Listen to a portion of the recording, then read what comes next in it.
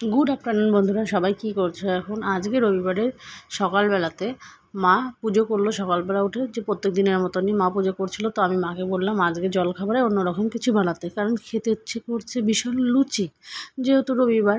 আর আজকে সেরকম মায়ের কোনো কাজও নেই, তাই জন্য মাকে বললাম সকালবেলা লুচি করতে। লুচির সঙ্গে কী খাবো না, লুচির সঙ্গে বললাম পায়েস করতে।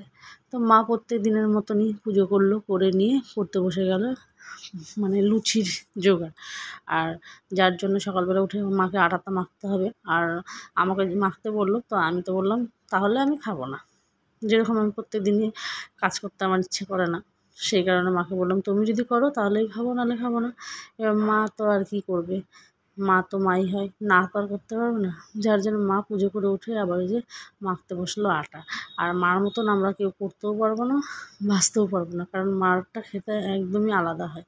সে যাই হোক, মা এই যে পুজো টুজো করে সকালবেলা এই যে ফুলকো ফুলকো লুচি করলো, আর সঙ্গে করলো পায়েসটা যদিও আগেই হয়ে গেছে, ওই জন্য দেখানো হয়নি। তো দেখো লুচিগুলো কীরকম ফুলছে।